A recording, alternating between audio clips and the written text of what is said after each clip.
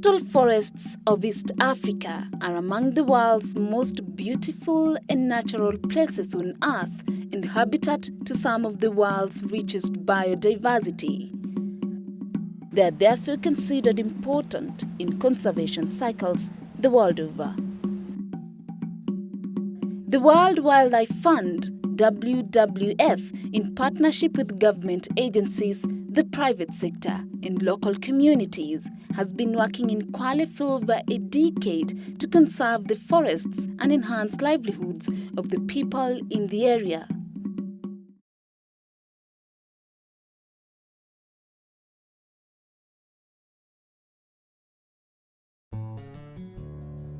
Kinondo Financial Services Association, KFSA, is a community-owned and managed association that strives to ensure that poor community members have access to social and financial capital where communities save and borrow at low interest rates. The association has provided millions of shillings in credits.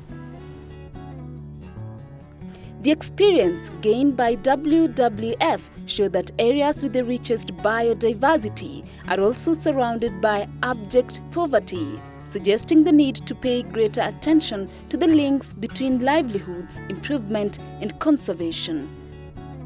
The Kwale Landscape Project is a true manifestation of this. Through Kaya Kinondo Village Bank, millions of shillings in credits have been disbursed to members who have used some of the money for the betterment of the environment, such as improved farming practices and tree growing. Many community members have secured jobs directly or indirectly through the institution.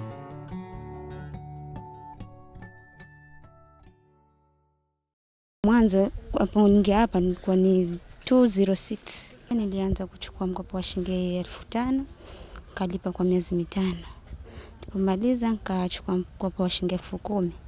Nikalipa na biashara yangu mpaka nikamaliza. Alafu nikachukua shilingi 40,000. Nikalipa kwa miezi 10. Nikamaliza.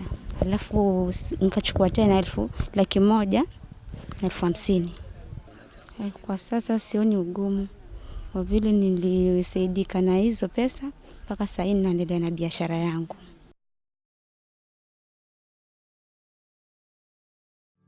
Camp Kenya and WWF have been at the forefront of promoting responsible tourism in Kwale. This is the kind of tourism that enhances conservation and at the same time improves community livelihoods and education. They have supported the Mwaluganje Elephant Sanctuary, the Kaya Kinondo Ecotourism Project, and engaged in restoration activities in Kaya Muhaka, and more recently on the Eco Camp at Kaya Muhaka, which receives over 600 visitors annually. WWF and Camp Kenya particularly have been working together in various different forms for quite a few years now. Partially started because of having areas where we work together basically, and coming to realize that actually we should start be looking at how the private sector and the NGO sector can benefit, can ultimately work towards the same benefit. So things like responsible tourism, ecotourism, conservation, and specifically on the forest belt over here, where Camp Kenya has established a camp at the Kaya. And we also have a camp at Mwaluganje Elephant Sanctuary. So I think what was particularly exciting for us initially was the fact that WWF were willing and interested to look at how they might be able to bring in the private sector.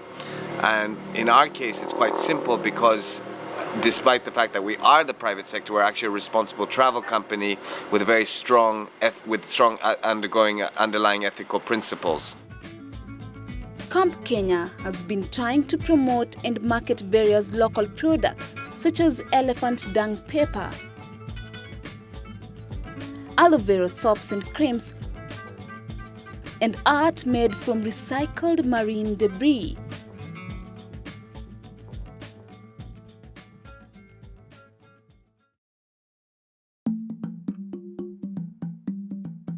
WWF partners with community groups in Kwale to promote tree nurseries and on-farm tree growing. The purpose is to reduce high dependency by community members on gazetted forests and improve their livelihoods. Lengo la kujiunda katika hichi kikundi ni kujihusisha katika miradi ya upandaji wa miti ili kwa uhifadhi wa mazingira ya sehemu yote ya Kwale. Upande wa upanzi wa miti tumejaribu au tuko na soko ambalo tumeuzia kwa sasa hivi miti 30,000 kwa shirika la Bamburi, na wanachama wameweza kufaulu kupata mapato ya karibu 300,000. Tunagawanya kwa wanachama kwa sababu ya kuweza kulipia karo za watoto wao shuleni na mahitaji mengine kama vile ya chakula, na wengine tuko nao hapa ambao wamejenga nyumba za kudumu. With the assistance of WWF and Camp Kenya through provision of information on sustainable market access, Lima Group, a community-based group, has managed to transform their conservation activities into a thriving business. The group makes a variety of herbal products which they sell locally and in external markets. Tuna miradi mingine ya kutengeneza bidhaa za aloe. Bidhaa hivi sasa, kwa sasa tunatengeneza bidhaa karibu 12 zinazotokana na aloe. Hii ni kufanya biashara au ni kuboresha hali ya mmea huu wa aloe. WWF, ISIPE and the National Museums of Kenya have assisted the Ndubule Women Group in Kinango to engage in aloe farming, hence increasing their income and enhancing their livelihoods. Msambweni Beekeepers Association is another group which has tremendously benefited from their apiculture venture with assistance from WWF, Ministry of Livestock Development, and ISIPE. WWF and ISIPE support such groups in marketing, packaging, and securing certification for their products. To ensure sustainable markets for their products, these groups link with other conservation groups in the county. Huu mradi wa beekeeping ni mradi mwingine mzuri kabisa. Ni mradi ambao unaweza kusustain somebody's life. Katika huo mradi nimeweza kufundisha watoto wangu from primary school, secondary school to colleges. Kwa upande mwingine tunashukuru kwa sababu mazingira yameimprove. Kwa mfano zile sehemu ambazo tunaweka ile mizinga yetu hakuna disturbance. Kama ni biodiversity imebaki intact. Alafu pollination katika upande wa mazao pia tunasema nyuki zimefanya mambo mazuri sana kwa upande wa pollination katika hizi crops zetu katika upande wa Kwale. One of the key challenges facing Kwale landscape forests is high demand for fuelwood for domestic, institutional and industrial use.